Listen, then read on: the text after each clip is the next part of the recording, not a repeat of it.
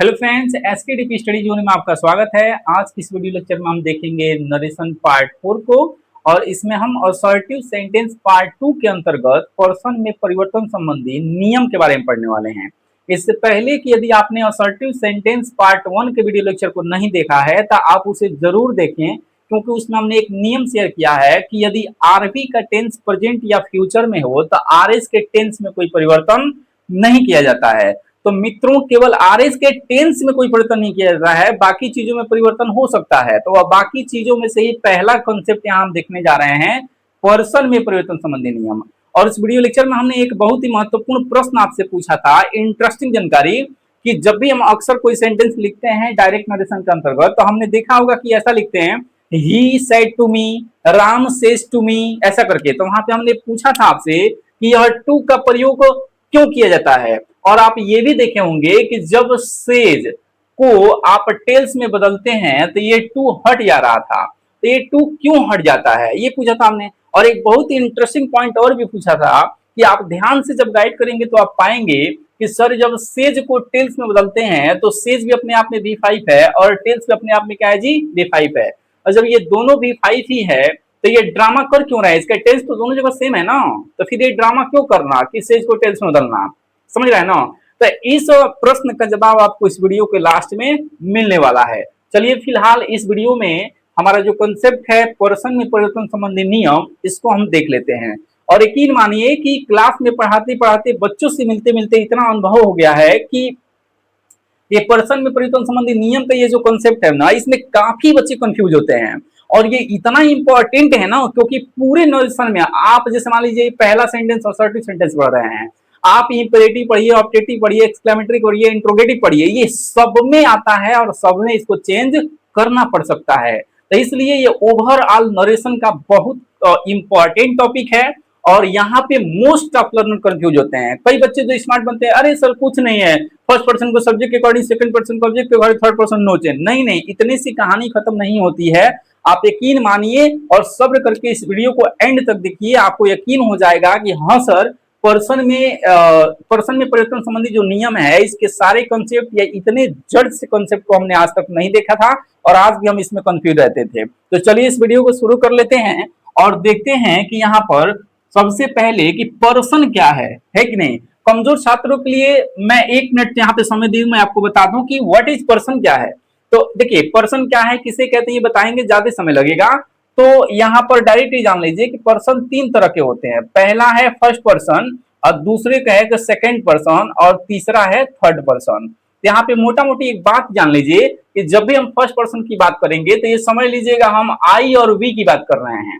आई और वी को first person कहते हैं। साथ ही साथ एक जानकारी और यहाँ ले लीजिए कि आई के जो फॉर्म्स होते हैं, आई के फॉर्म कहने का क्या मतलब है कि आई, माई, माइन, मी, माई सेल्फ, समझ रहे हैं ना। उसी तरह से वी का भी होता है we, our, ours, us, our self. तो यहाँ पर इसके जो फॉर्म्स हैं, ये फॉर्म्स भी क्या होंगे, फर्स्ट पर्सन में ही गिने जाएंगे। और यहाँ पे सेकंड पर्सन किसे कहते हैं जी, तो सेकंड पर्सन हम यू को कहते हैं, ठीक है। तो यू को केवल हम सेकंड पर्सन कहते हैं, इसके फॉर्म बेसी में आएंगे। अब एक चीज ध्यान दीजिए कि आई, वी, यू को छोड़कर जितना भी बच गया नाउन या प्रोनाउन, समझ रहे हैं, वो सभी के सभी थर्ड पर्सन होते हैं। जैसे कि ही, सी, दे, राम, श्याम, सीता, समझ रहे हैं, सीता, गीता, कुछ भी, पटना, दिल्ली, सब क्या है जी, ये थर्ड पर्सन है। तो आई होप पर्सन का एक संक्षिप्त जानकारी आपको मिल गई होगी। तो चलिए देखते हैं यहाँ पे कि पर्सन में परिवर्तन संबंधी नियम क्या कहता है। तो इसमें केवल 3 नियम है ना, और कुछ नोट्स हैं। 3 नियम और 3 नोट्स है। यदि सारी कॉन्सेप्ट को आप अच्छे समझते हैं तो जीवन में कभी पर्सन संबंधी नियम जो है इसमें कभी डाउट नहीं होगा। तो देखिए यहाँ पे 3 नियम क्या है। पहला नियम यह है कि जब आरएस आए कि जब आरएस का जो सब्जेक्ट है यदि वो फर्स्ट पर्सन है, ध्यान से मेरी बात समझिए, अभी इसको नहीं पढ़ेंगे। आरएस का जो सब्जेक्ट है यदि वो फर्स्ट पर्सन है तो उसे आरवी के, आरएस और आरवी में कंफ्यूजन नहीं है जी। आरवी क्या होता है, जो कामा इन्वर्टेड कमा के बाहर होता है, और आरएस क्या होता है, जो कामा इन्वर्टेड कमा के अंदर होता है। तो कह रहे कि यदि आरएस का जो टेंस है, सॉरी, आरएस का जो सब्जेक्ट है यदि ये फर्स्ट पर्सन में है तो इसे आरवी के सब्जेक्ट के अनुसार बदल देते हैं। अब के अनुसार का क्या मतलब होता है, इस बात को हम एग्जाम्पल जब बताएंगे तो वहां बताएंगे, ठीक है। ये पहला नियम। तो दूसरा नियम कह रहा है कि आरएस का जो सब्जेक्ट है यदि वो सेकंड पर्सन है तो उसे आरवी के ऑब्जेक्ट से बदल देंगे। ठीक है। तीसरा नियम कह रहा है कि यदि आरएस का जो कर्ता है वह थर्ड पर्सन में हो तो हम कोई परिवर्तन नहीं करते हैं। बस ये 3 पॉइंट्स हैं, इसी पॉइंट को देखिए यहां लिखा गया है। कह रहा है कि यदि आरएस का सब्जेक्ट फर्स्ट पर्सन में हो तो उसे आरवी के सब्जेक्ट के अनुसार बदल दिया जाता है। एग्जाम्पल दिया जाएगा, ये बोर्ड छोटा है, एग्जाम्पल साथ में नहीं दे पाते हैं जिसके लिए मुझे बहुत खेद होता है। यहाँ पे कह रहे हैं कि यदि आरएस का सब्जेक्ट सेकंड पर्सन में हो तो उसे आरबी के ऑब्जेक्ट के अनुसार बदल देते हैं। तीसरा नियम कह रहा था कि यदि आरएस का सब्जेक्ट थर्ड पर्सन में हो तो उसमें कोई परिवर्तन नहीं किया जाता है। तो ये तो रही 3 रूल या 3 नियम या 3 पॉइंट कह सकते हैं। यहाँ पे देखिए 3 नोट अभी लिखा हुआ है। क्या कह रहा है कि कल्पना करिए कि कोई जरूरी नहीं है कि यदि आरएस का सब्जेक्ट सेकंड पर्सन हो तो आरबी में ऑब्जेक्ट आए ही, है कि नहीं। ऐसा भी हो सकता है कि आरएस का सब्जेक्ट सेकंड पर्सन में हो और आरबी में कोई ऑब्जेक्ट हो ही नहीं। तो जब ऐसा होगा तो क्या करेंगे, तो ये नोट नंबर 1 को पढ़िए। कह रहा है कि यदि आरएस का कर्ता सेकंड पर्सन में हो, यह सारी बातें एग्जाम्पल के थ्रू आपको बिल्कुल अच्छे से क्लियर हो जाएगी, अतः आप चिंता न करें। तो वो कह रहा है कि यदि आरएस का सब्जेक्ट सेकंड पर्सन में हो तो कह रहा है क्या हो और आरबी में ऑब्जेक्ट न हो तो वहां अपने मन से फर्स्ट पर्सन या थर्ड पर्सन का कोई भी ऑब्जेक्ट रखकर उसके नंबर जेंडर पर्सन के अनुसार चेंज कर दिया जाता है। हालांकि सारी कंसेप्ट नंबर जेंडर पर्सन को ध्यान में रखते हुए ही चेंज किया जाता है। ठीक है, तो ये पहला पॉइंट।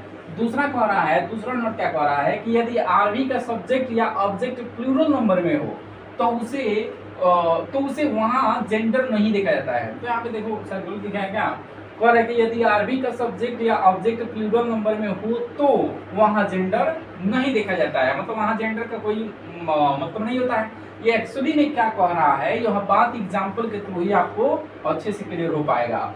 यहाँ पे देखिए तीसरा नंबर क्या कह रहा है, ये बहुत इंपॉर्टेंट है, कई बार एग्जाम में पूछ चुका है। कह रहा है कि कभी कभी आरबी के सब्जेक्ट तथा ऑब्जेक्ट दोनों ही थर्ड पर्सन में होते हैं। आरबी के सब्जेक्ट और ऑब्जेक्ट दोनों ही थर्ड पर्सन में होगा। तो कह रहा है कि थर्ड पर्सन में होते हैं। इस स्थिति में जब हम डीएस को आईडीएस में बदलते हैं, या देखो यहाँ पे लिख रहा है बनाते हैं, तो यह पता नहीं चल पाता है कि ही अथवा दे सब्जेक्ट के लिए यूज हुआ है या ऑब्जेक्ट के लिए। अतः ऐसी दशा में कोष्टक के अंदर उन व्यक्तियों के नाम लिखा जाता है। ये समझे नहीं होंगे आप, ऐसे समझिए।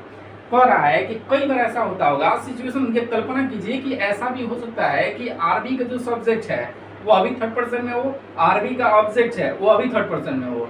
ठीक है, और आरएस के जो करता है वो फर्स्ट या सेकंड में हो, समझ रहे हैं। तो जब फर्स्ट या सेकंड में होगा तो वहां पर हम आरबी के ऑब्जेक्ट के अनुसार बदल सकते हैं या आरबी के सब्जेक्ट के अनुसार बदल सकते हैं, आरबी के सब्जेक्ट के ऑब्जेक्ट के अनुसार बदल सकते हैं। तो यह बात वही कह रहा है कि पता नहीं चलेगा कि क्या मतलब है, इसको एग्जाम्पल के थ्रू हम अभी आपको जस्ट क्लियर करने वाले हैं। यहाँ पे देखिए ये सारी बातों को लोग जो टीचर क्या करते हैं कि जल्दीबाजी में केवल एक रूल बताते हैं, इसको गोल्डन रूल कहते हैं। और यही बच्चा तोते की तरह रट करके हल्ला मचा देता है कि अरे यह फार्मूला है, ये कुछ नहीं, केवल इस फार्मूले से कुछ होगा नहीं यदि इस 3 नोट को ध्यान में नहीं रखते हैं। तो देखिए यहाँ पे कमजोर छात्रों के लिए लिखा हुआ है कि S stand for subject, O stand for object और N stand for no change. मतलब इनका मतलब लिखा हुआ है, फर्स्ट का मतलब first person, second person, third person. अब देखिए क्या कह रहा है, कह रहा है कि यदि आरएस का सब्जेक्ट फर्स्ट पर्सन है, इसका मतलब ये होता है कि इसको समझना होता है। ये एक चार्ट है, कह रहे कि यदि आरएस का कर्ता फर्स्ट पर्सन में हो तो उसे आरबी के सब्जेक्ट के अकॉर्डिंग चेंज किया जाता है, और यदि आरएस के कर्ता सेकंड पर्सन में हो तो उसे आरबी के ऑब्जेक्ट के अनुसार चेंज किया जाता है, और यदि आरएस का कर्ता थर्ड पर्सन में हो तो वहां पे नो चेंज, यानी कोई परिवर्तन नहीं होता है। मतलब ये जो 3 रूल लिखे हैं ना, इसी चीज को यहाँ पे चार्ट के माध्यम से दर्शा दिया गया है। ठीक है, तो आई होप ये समझ गए होंगे। इसी को लोग क्या बोलते हैं, गोल्डन रूल। और मोस्ट ऑफ टीचर 99% जो है इसी को बताते हैं, और बच्चा हो जाता है खुश, है कि नहीं। और ये 3 नोट जो आपको समझ में नहीं आया होगा या कोई भी बात समझ में नहीं आई हो तो एग्जाम्पल देख लेते हैं नेक्स्ट स्लाइड में, और ये सारे रूल्स आपको क्लियर हो जाए। ठीक है, देखिए एग्जाम्पल को बड़ी ध्यान से समझना है। देखिए यहाँ पे कह रहा है कि Suresh says to Ravi I shall always help you.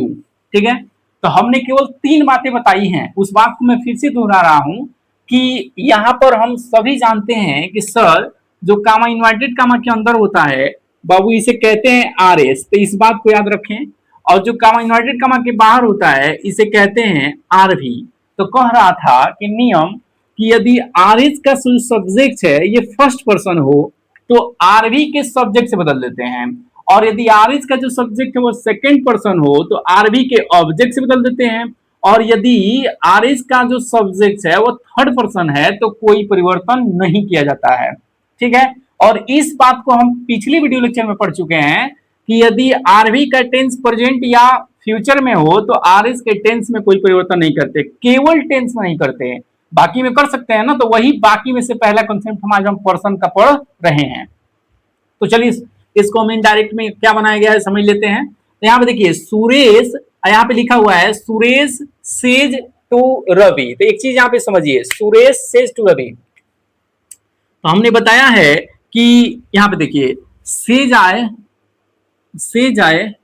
या से आए या फिर सैड आए, इसको भी हम बदल सकते हैं टेल्स में, और से को किसमें बाबू, टेल में, और सैड को टोल्ड में, इन सब में बदल देते हैं। लेकिन कब, जब इसके बाद इनके बाद कोई ऑब्जेक्ट लिखा हो तब। और ऑब्जेक्ट को पकड़ने का आसान तरीका है कि इसके बाद कुछ भी लिखा हो ऑब्जेक्ट मान लीजिए। देखिए यहाँ पे सेज के बाद कुछ लिखा है मतलब ये ऑब्जेक्ट है, ऑब्जेक्ट है तो यहाँ पर हम से को किसमें बदल देंगे, टेल्स में, सेज को किसमें, टेल्स में। यदि ऑब्जेक्ट नहीं रहता तो ये ऐसे ही रहता। ये बात भी हम पिछले वीडियो लेक्चर में बताए हैं। तो यहाँ पे हो जाएगा सुरेश टेल्स, और ये टू हट जाता है, इसका कॉन्सेप्ट हम बताएंगे, और यहाँ पे लगा है तो क्यों लगा है हमने बताया कि लास्ट में बताएंगे।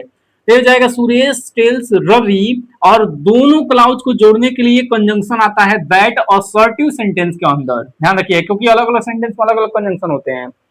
तो असर्टिव सेंटेंस से पहचानिए कि ट्रिक यही है कि इसमें ना तो कोई प्रश्न पूछा जा रहा है, लास्ट में फुल स्टॉप वगैरह है, ये सब बात आप पढ़ सकते हैं। यहाँ पे देखिए तो करेक्ट कंजंक्शन दैट लगाएंगे यहाँ पे, और देखिए यहाँ पर ये जो आई है ये फर्स्ट पर्सन है कि नहीं है, और यदि आई फर्स्ट पर्सन है तो यही बात आपको याद रखना है कि इसके सब्जेक्ट्स बदलेंगे। अब यहाँ पे उसके जेंडर पर्सन नंबर के अकॉर्डिंग, इसका क्या मतलब है समझिए। ऐसे आई को इसके सब्जेक्ट से बदलेंगे तो ये बताइए आप नाउन प्रोनाउन पढ़े होंगे, इतना तो कमजोर होंगे नहीं, तो हम वहां पे क्या पढ़े होंगे, जब हम नाउन के लिए प्रोनाउन का चयन करते हैं तो वहां पे जैसे मान लीजिए राम है, इसके लिए प्रोनाउन का प्रयोग करना हो तो हम ही ना करेंगे जी। तो यहाँ पर इस सुरेश के बदले यहाँ पे आई के लिए क्या प्रयोग किया जाएगा, देखिए यहाँ पे ही। लेकिन अब इस सुरेश को क्यों कोष्टक में लिखा गया है, इसी बात को हम नोट नंबर 3 में लिखवाए थे। इस बात को समझिए, कह रहा था कि जब आरवी का जो सब्जेक्ट है और ऑब्जेक्ट है दोनों ही थर्ड पर्सन सेम जेंडर में आ जाए। यहाँ पे देखिए ये भी थर्ड पर्सन है, ये भी थर्ड पर्सन है, आई भी यू को छोड़ करके है ना, तो ये थर्ड पर्सन, ये थर्ड पर्सन, दोनों का जेंडर भी क्या जी, सेम है। तो दोनों का जब जेंडर भी सेम है, जेंडर सेम कहने का मतलब क्या है कि ये समझे कि ये भी मेल है और ये भी मेल है। जब दोनों मेल है और थर्ड पर्सन है तो यहाँ पर सपोज कल्पना करो कि यहाँ पे यदि यू होता तो यू सेकंड पर्सन होता तो इसके ऑब्जेक्ट से बदलता, तो यदि इस रवि से यू बदलता तो भी यहाँ पे क्या आता, ही आता। ध्यान दीजिएगा ये एग्जाम के लिए इंपॉर्टेंट है। कह रहा है कि यदि यहाँ पे यू होता तो रवि के अनुसार बदलता, तो रवि के अनुसार भी यहाँ पे क्या आता, ही आता। और यदि आई है ये फर्स्ट पर्सन है तो इसके सब्जेक्ट से बदलेगा सुरेश, तो सुरेश के अकॉर्डिंग भी क्या आएगा, ही आएगा। तो ये इमेजिन करिए कि यदि यह डायरेक्ट नरेशन को इरेज कर दिया जाए, मिटा दिया जाए, और ये सेंटेंस आपके सामने प्रस्तुत हो तो पता नहीं चलेगा, यदि सुरेश को कोष्टक में नहीं लिखेंगे तो पता नहीं चल पाएगा कि यहाँ पर ई किसके अनुसार चेंज हुआ है, क्योंकि रवि के अनुसार चेंज होगा तो भी यही आएगा और सूरज के अनुसार चेंज होगा तो भी यही आएगा। तो यह किसके अनुसार चेंज हुआ है इस बात को यहाँ कोष्टक में लिखना है। तो यह सूरज के अनुसार चेंज हुआ है तो यहाँ से यह भी पता चल जाएगा कि यहाँ पे क्या कौन सा पर्सन रहा होगा, फर्स्ट पर्सन रहा होगा, तभी ये सूरज सब्जेक्ट वाला यहाँ पे आया हुआ है। आई होप आपको समझ में आ गया होगा। तो यहाँ पे आप बाकी सेंटेंस को कॉपी करना है क्योंकि ये प्रेजेंट टेंस में है तो इसके टेंस में कोई परिवर्तन करेंगे नहीं। लेकिन एक छोटी सी बात और, अब देखिए यहाँ पे यू क्या है जी, सेकंड पर्सन, तो सेकंड पर्सन इसके ऑब्जेक्ट के अनुसार, तो इसका ऑब्जेक्ट क्या है, रवि। अब यहाँ पे बच्चे देखो कमजोर छात्रों को क्या समझ में नहीं आता है, उनको लगता है कि सर यहाँ पे यू लिखा हुआ है तो रवि के अनुसार चेंज करने का क्या मतलब है। मतलब यही है कि इसके लिए यहाँ पे प्रोनाउन का चयन किया जाएगा। अब देखो रवि भी ऑब्जेक्ट है, यहाँ पे यू भी ऑब्जेक्ट है, तो ये रवि का ऑब्जेक्टिव केस, तो रवि का ऑब्जेक्टिव केस तो होता नहीं है, तो आप रवि के लिए पहले क्या करिए, रवि के लिए आप प्रोनाउन का चयन कीजिए।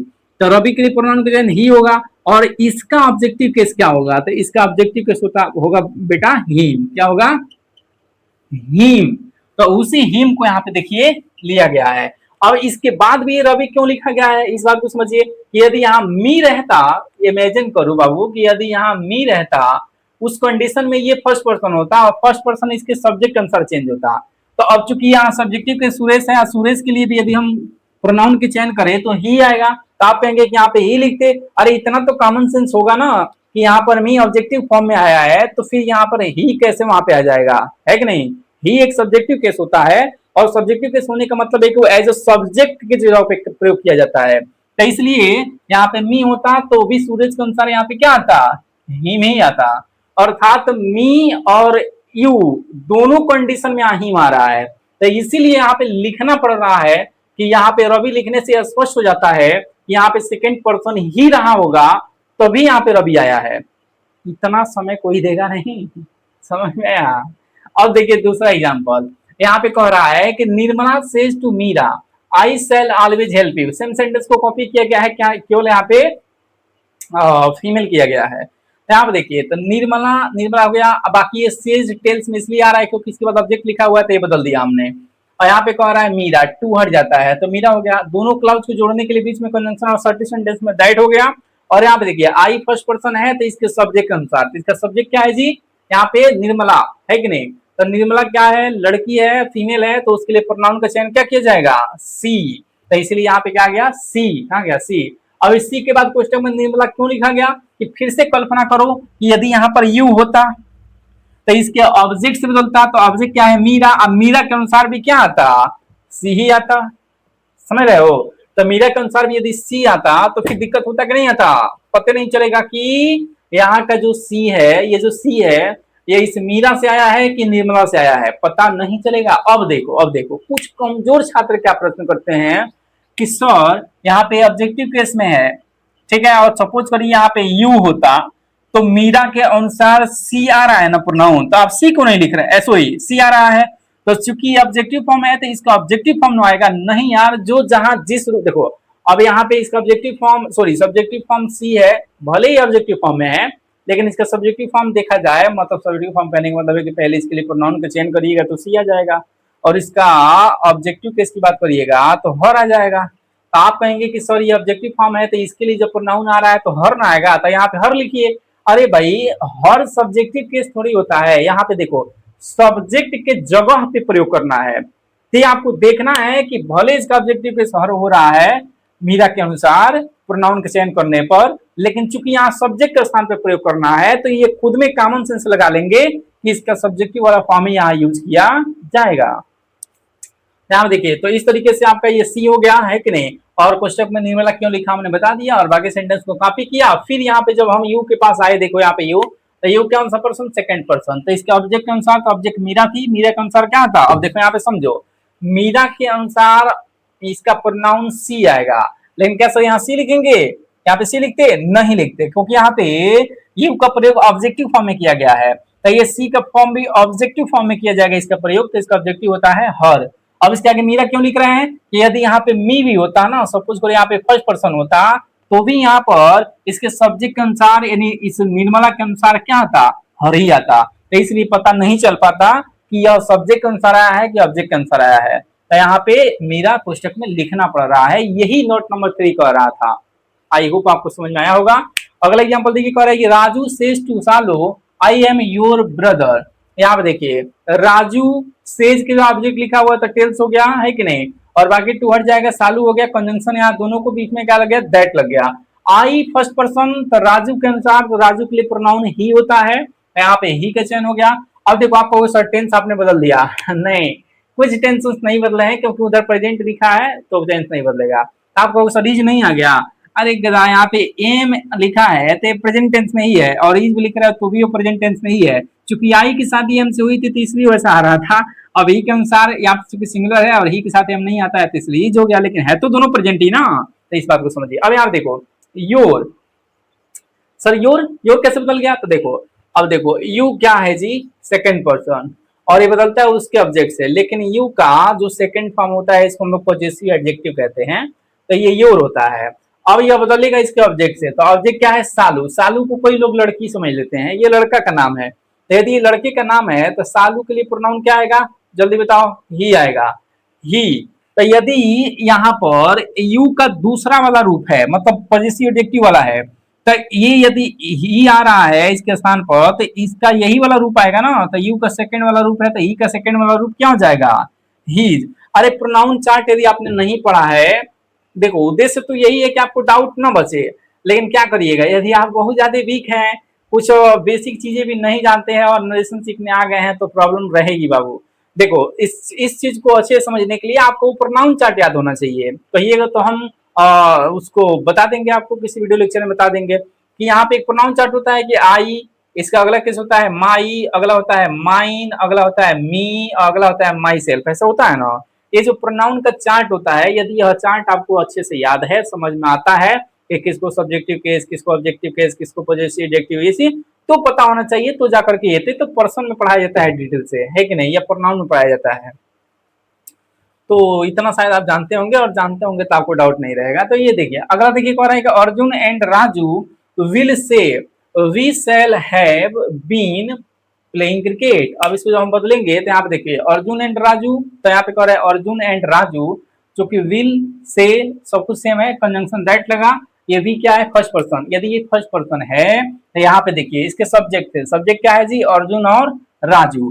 प्रोनाउन का चयन मैं बार बार कह रहा हूँ, आखिरी बार बता दे रहा हूँ। देखो यदि राम है, मतलब कोई भी एक मेल, राम से हम समझो, ऐसे समझो कि कोई भी एक मेल हो, एक मेल है, और उसके लिए प्रोनाउन का चयन करना है, तो क्या होगा, ही।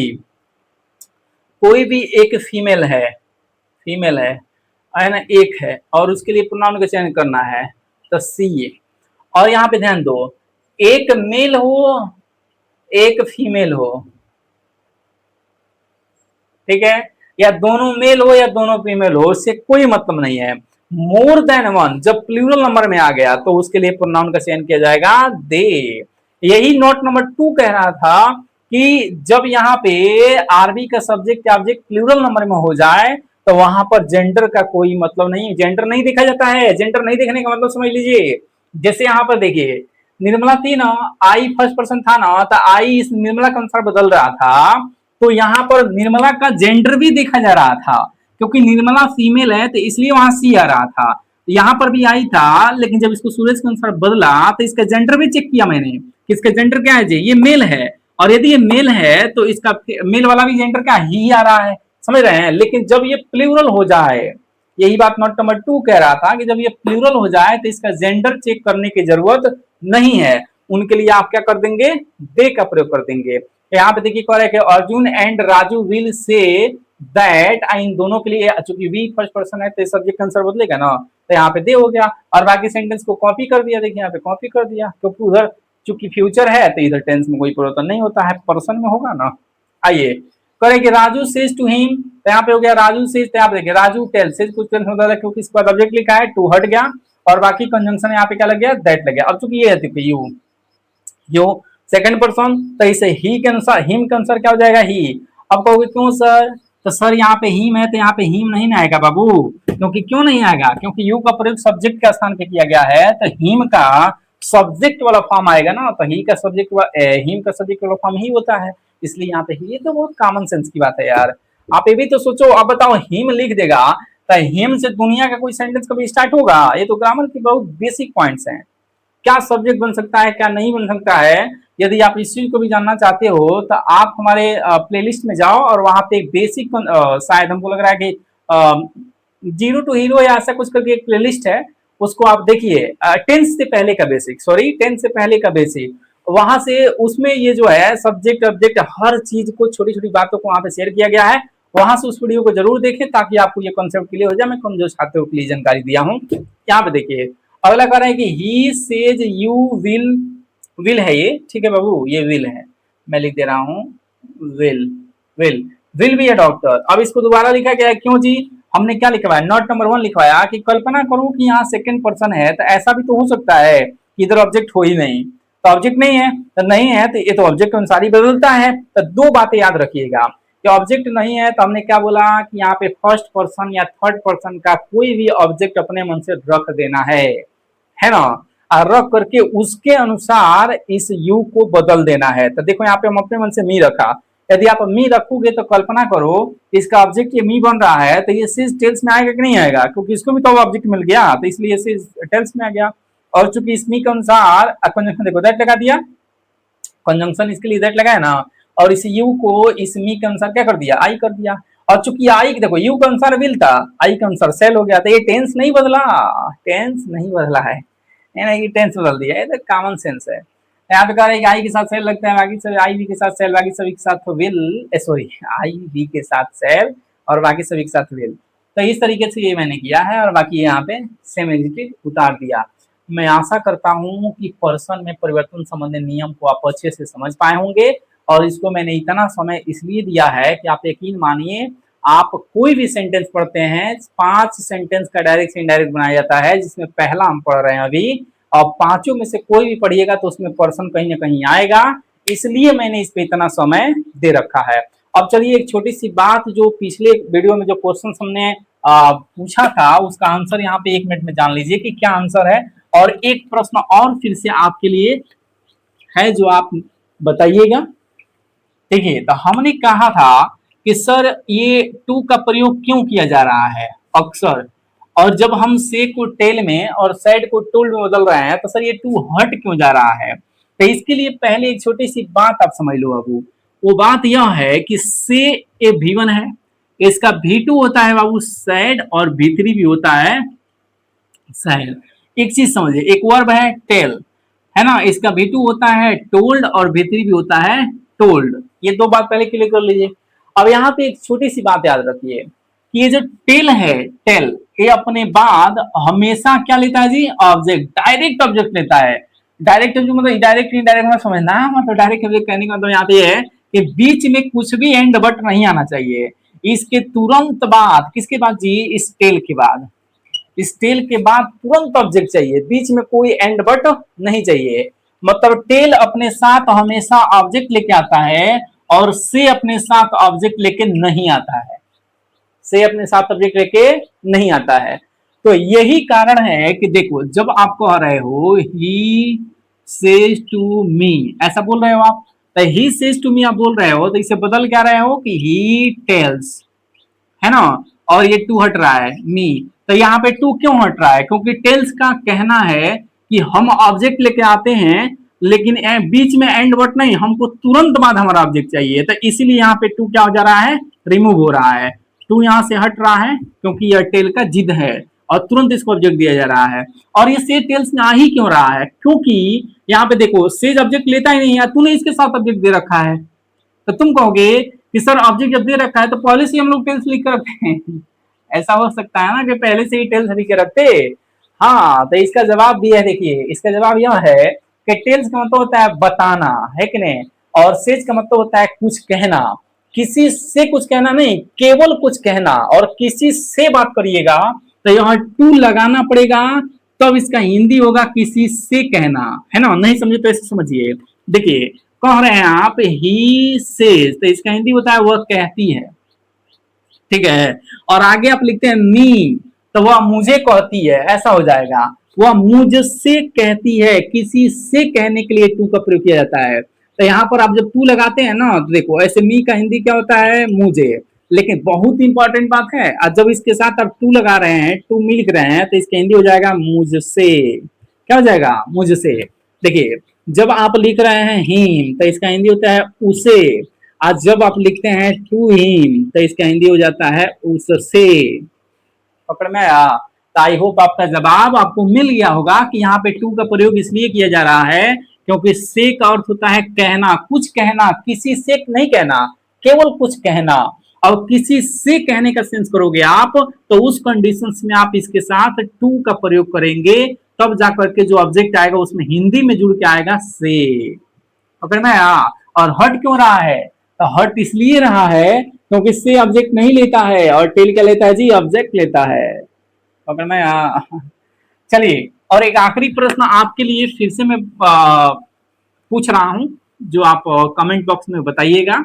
देखिए वह प्रश्न है कि पर्सन से ही रिलेटेड है, कि जैसे हमने पर्सन में परिवर्तन संबंधी नियम को पढ़ा है, अब इसमें आपको बताने हैं कि ये जो पर्सन का गेम है कि आर इस का सब्जेक्ट फर्स्ट पर्सन में हो तो आरबी के सब्जेक्ट से बदल देते हैं, आर इस का कर्ता यदि सेकंड पर्सन में हो तो आरबी के ऑब्जेक्ट से बदल देते हैं। तो मैं आपसे पूछ रहा हूं कि इसे बदलते ही क्यों हैं? ठीक है, ये प्रश्न है कि सर इसे क्यों बदलते हैं। ठीक है, तो यहाँ पर ये इसका जवाब आप कमेंट बॉक्स में दीजिए। कोई आपसे पूछ दे कि आजकल के बच्चे डाउनलोड हो रहे हैं सब इंटरनेट से, तो ये काफी उल्टा पुल्टा सवाल पूछते हैं, तो कहेंगे कि आखिर मतलब क्यों बदलते हैं इसे, नहीं बदलेंगे तो क्या दिक्कत है, ऐसा प्रश्न हो सकता है। तो आप बताइएगा कि यहाँ पर जो हम कह रहे हैं कि फर्स्ट पर्सन आर इस का सब्जेक्ट यदि फर्स्ट पर्सन हो तो आरबी के सब्जेक्ट से बदल देंगे, आर इस का सब्जेक्ट यदि सेकंड पर्सन का हो तो हम उसे आरबी का ऑब्जेक्ट से बदल देंगे। तो क्यों बदल देंगे, ये ड्रामा क्यों कर रहे हो, क्यों बदलोगे, मत बदलो उसको, स्टूडेंट को क्या प्रॉब्लम है। तो क्या प्रॉब्लम है इसका कारण बताइए, क्या प्रॉब्लम है कि इसके हम लोग बदल रहे हैं। ठीक है, और एक प्रश्न मैं आपके लिए दे रहा हूं, एक डायरेक्ट नरेशन, और इसका आंसर आपको कमेंट बॉक्स में कमेंट करना है ताकि मैं समझ पाऊं कि आप समझे कि नहीं समझे। जैसे हमने कहा he says to me, he says to me, उसने मुझसे कहा कि you are very good boy. ठीक है, तो मैं बहुत अच्छा लड़का हूं। तो इस तरीके से ये हमने एक डीएस दिया है और इसका आईडीएस बना करके आपको कमेंट बॉक्स में कमेंट करना है। और कहीं पर भी कोई डाउट रह जाती है तो उसके लिए भी आप कमेंट बॉक्स में मुझे बताएं ताकि मैं कोई अदर प्रयास करके उस चीज को क्लियर कर पाऊं, क्योंकि मैं अपने जानने में हर बच्चों को ध्यान में रख करके ही वीडियो बनाने का प्रयास करता हूं, क्योंकि केवल इंटेलिजेंट बच्चों को ध्यान में रखता तो इतनी छोटी बातें नहीं बताता, है कि नहीं। तो आप चिंता ना करें, यदि आप मुझे फॉलो करते हैं तो शायद आपको कोई डाउट ना रहे। और जिनका बेसिक कमजोर है मैं उनके लिए एक छोटी सी जानकारी देना चाहता हूं कि इतना डीप जाने के बाद यदि आपको समझ में नहीं आ रहा है तो जरूरत है आपको और भी डीप जाने की, मतलब जड़ को पढ़ने की। तो उस जड़ के लिए आप हमारे YouTube channel SK deep study zone के प्लेलिस्ट को विजिट करें, और वहां पे एक प्लेलिस्ट बना हुआ है जिसका नाम है टेंस से पहले का बेसिक, उसको आप देखें। वहां बिल्कुल लेटर और अल्फाबेट वगैरह से चीजों को उठाया गया है, वर्ड सेंटेंस क्या है, सेंटेंस कितने प्रकार के होते हैं, सभी बातों को बहुत अच्छे से वहां बताया गया है। तो उस सीरीज को आप जरूर देखें ताकि कोई और वीडियो लेक्चर देखने की जरूरत न पड़े। तो चलिए मिलते हैं नेक्स्ट वीडियो में। Thank you for watching this video. जय हिंद, जय भारत।